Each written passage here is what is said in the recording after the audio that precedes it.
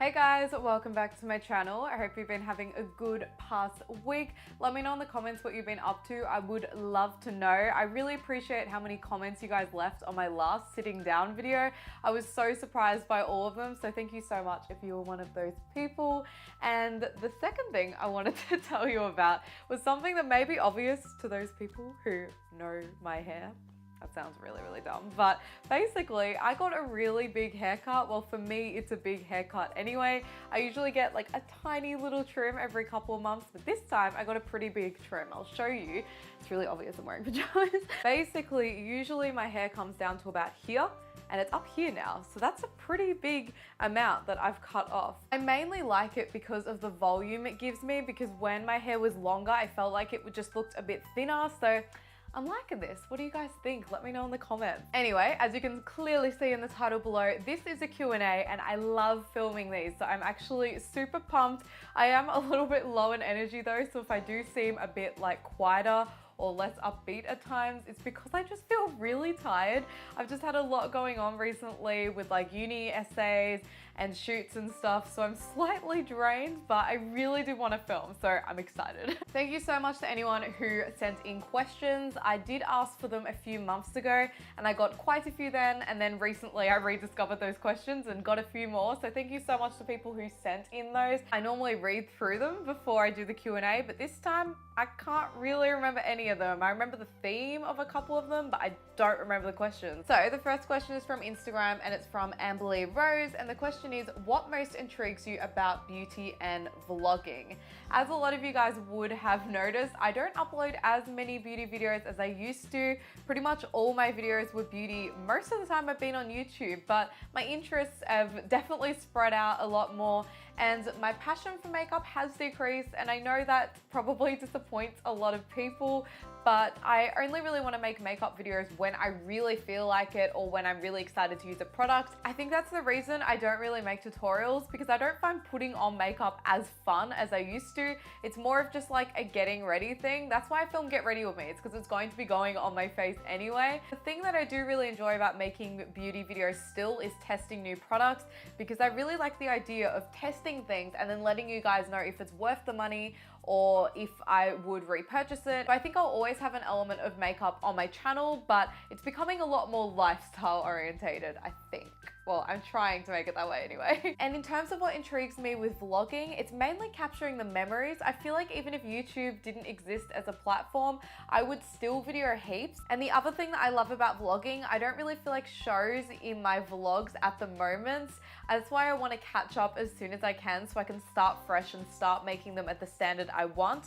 But I really want to start looking at it more from a filmmaker's point of view, and I definitely want to start filming some of my vlogs on this camera. I don't think I would ever be the type of person who could carry this around every single day. I just think as a beginner camera operator, it will be really good practice for me to just use this as regularly as I can, and I might as well, you know, combine vlogging with that. These next few questions I received in my Instagram direct messages, so if you guys ever feel like sending me questions but you don't want to comment it publicly on my photos, feel free to send them in through there. I feel like that's a really good system to use. I got 4 questions from the Instagrammer Voyant Berry. I hope I'm pronouncing that right. First question is, what is your greatest strength and weakness? Good question. I don't think anyone's ever asked me that before. Let's start with my greatest strength. I'm just gonna say the first thing that pops up in my head. It's probably not like the best answer, but I feel like otherwise I'm just gonna be sitting here for 20 minutes like brainstorming stuff. I feel like the biggest strength I have had recently is a drive to improve. I would only really apply this to my career part of my life, because I feel like I'm definitely not improving in some ways. Like, I wish I was improving my health a bit more, and I wish I was improving, like, you know, the cleanliness of my room. But I feel like in terms of my career, I've just been a lot more focused and driven just compared to how I used to be. Ever since I have been really sure about the career path that I want and what I really want to do with my life, I've just been so driven to make that happen, and I've just been jumping on every single opportunity, which I'm sure you guys have sort of seen in my vlogs. And I feel like I've been doing a lot of behind the scenes stuff that I never used used to do. I kind of used to sit around waiting for shoots to happen, but now I'm constantly like phoning people and emails. Obviously in the future, I hope I have even more drive, but at the moment, I feel like that's definitely a strength that I have. And my greatest weakness, I can actually think of this very quickly. And basically, I found an article recently, which was 50 questions to ask your friends. They're like fun conversation starters. And I was doing that with my friends Aiden and Dylan. And then when I finished with them, I've been doing it with my friend James. And it's actually so fun. I feel like I've gotten good practice in answering Q&A questions in written form.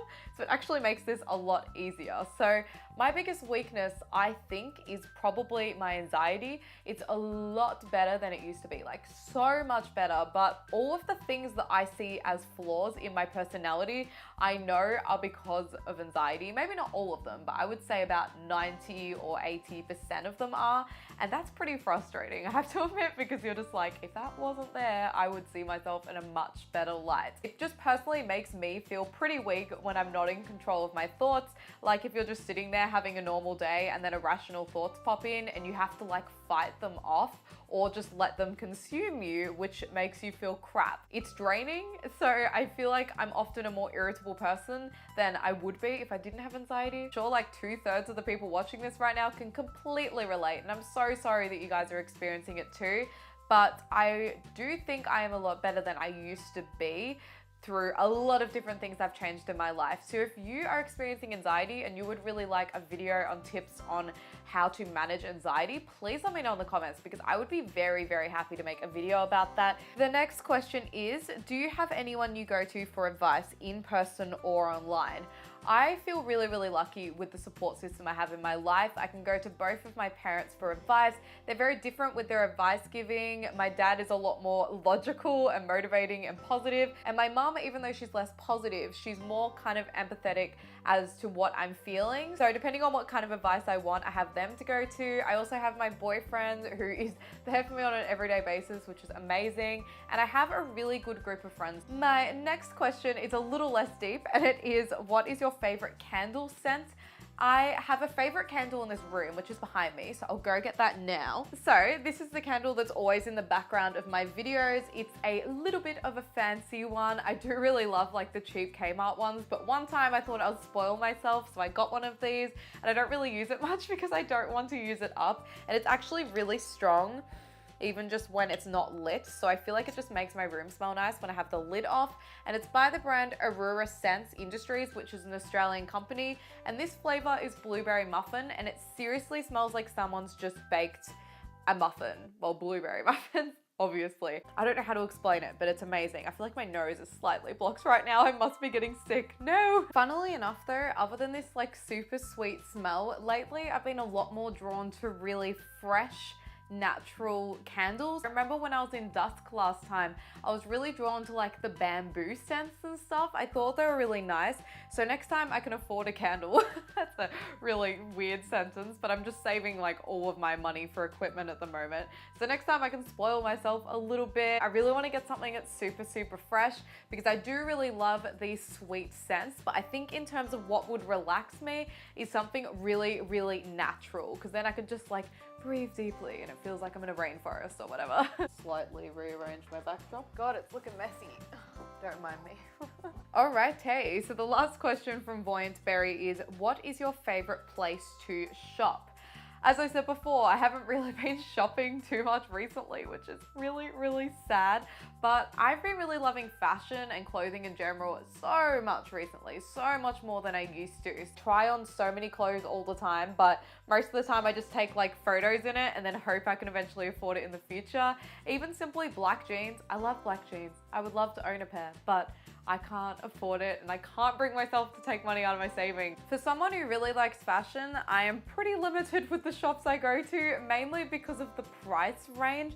So I would love for you guys to let me know in the comments below, what is your favorite shop? Next time I'm looking around at the shops, I will go check it out and just give it a go. The main places that I shop are Cotton On and Factory, and the reason for that is how cheap they are and how regularly they both have sales. But I am starting to branch out out to Dottie, which I'm pretty proud of, but only in the sales section because I can't afford their normal stuff. The next question is from my Instagram DMs and it's from Jacob on YouTube. So his question was, I'm filming for a music video for a major project and I was wondering how you edit your videos and how to go ahead with editing. Example, in order of storyboard ideas or off the top of your head. And I thought this was a super interesting question because although I'm not an editor myself, I know a decent amount of editing because obviously I study film and television. If I had a music video, this is personally how I would do it myself. If I already had a storyboard structured, I would follow the storyboard for the rough cut and just see how it looks. Normally when you look back at rough edits, they're awkward to watch. There's some parts that just doesn't look right because maybe the shot isn't exactly what you planned on, or they just don't work. Some things just don't work even though you were so sure that they would. So it's good to start with that draft, and I would suggest making a second copy of that draft and editing from that so you have the draft to come back to. And then from there, I would just edit it in tiny little chunks. I would watch the first 5 seconds and think to myself, what doesn't work about this? And from there, make a little change and just work on it in chunks. Because if you do the whole thing at once, you're just gonna end up dragging around random stuff and it's just gonna become this big mess. Along the way, if you're a little worried about getting too mixed up, you could duplicate it and then edit from the next one so you at least have each stage of the edit. Another thing that is so important is to get advice off other people. For example, if you're in like a film and TV group, you could post in there and say, hey, I'll just like some feedback on this, and then send them like a private or unlisted copy of that music video. And you'll be surprised how much help you can get off people, or just send it around to your friends because they're probably the audience that would be looking at it. Say, rip it apart, what would you change? And that can help you so much. If you're looking at something for that long over and over, you either just become less fussy and fed up with it and you're just like, yeah, it's fine, or the opposite where everything just starts to look completely wrong and you need some reassurance that it isn't that way. So that's a really good way to do it. That's what I would do anyway. The next question is from Natalie, and she actually went to my high school and has a YouTube channel herself. She's a small YouTuber like me. So I'm going to have a channel linked in the description so you guys can check her out. And her question is, what cosmetics brand have you always wanted to try but haven't yet? I feel like if you asked me this a year ago, it would be a lot easier for me to answer because I was willing to try any brands. Now that I don't want to buy any makeup that isn't cruelty-free or vegan, it's a lot harder to answer this question because outside of the stuff that I already own, I can't remember on top of my head what brands are cruelty-free. So I'm going to have a quick look. I didn't realize Kat Von D Beauty's makeup is cruelty-free. That's impressive. I would love to try her stuff. The Lock-It foundation looks amazing, even though it looks like probably way too high coverage for me to be used to. I think it'll be really cool to check out. I didn't realize Hourglass is cruelty-free. How awesome. I would also like to try Hourglass just because their packaging is so fancy. And the next question is from Instagram from my friend Bella Barker, and she asked, would you rather work on a movie or TV show or both equally? Funnily enough, I am much more towards one of those, and it's probably not what you expect. Actually, if you know me well, you might expect it. I don't know, but I really want to work on a TV show so bad. It's like a huge dream of mine, and if I ever get there, it's going to mean the world to me. Like, I'm just going to have like tears in my eyes the whole time I'm on set. But obviously the idea of working on a feature film is amazing in a different way. I think because it's like the top thing that you could do, it's amazing in that regard.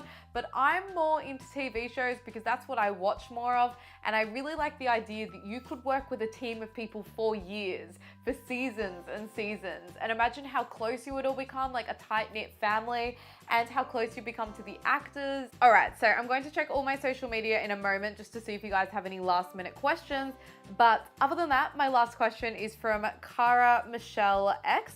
And the question is, what is one thing people don't realize when it comes to filming professional videos for companies? It's funny because when I received this question, I was like, I haven't made a video for a company before. That is a bit tricky. But funnily enough, yesterday, not even kidding, yesterday I filmed something for a company, and the company was actually Monash, which I'm sure most of you would have heard of. If you're Australian, you would know it because it's one of the biggest universities in Australia, and we were basically working with the study abroad department. We were literally shooting from about 9 a.m. until 6 p.m. It was crazy long, but it was so much fun. And I was filming with my friend Michael, and then our audio guy Jake came for the interviews at the end of the month. That video is going to a conference in LA, which is crazy because LA is Hollywood and I cannot wrap my head around that. But anyway, the question that Kara asked was, what is one thing people don't realize when it comes to filming professional videos for companies?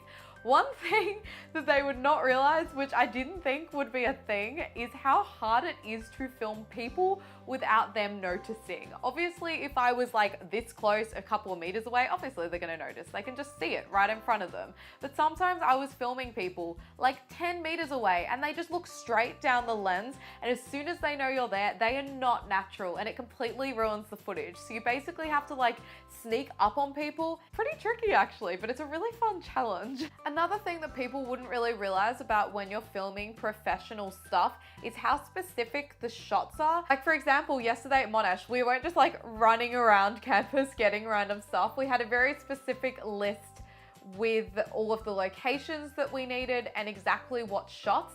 And a lot of them were like really hard to time. Another thing people wouldn't realize is how much footage you have. It's just interesting to think you could watch a video that goes for 3 minutes and you'll see like 20, 50 shots in it, and it won't look like that much work, but little would you know that they've probably done like 500 to 800 videos and the editor has just spent hours, literally like 2 to 3 days going through all of that to then find the best shots. So if you guys have any questions for me, please let me know in the comments. Anyway, that's it for my Q&A. I really hope you guys enjoyed it. Remember, if you'd like to be included in my next Q&A, please leave a comment below, or when I start making posts about asking for Q&A questions, please leave one there. I always share that on my Snapchat and Instagram and Twitter and Facebook.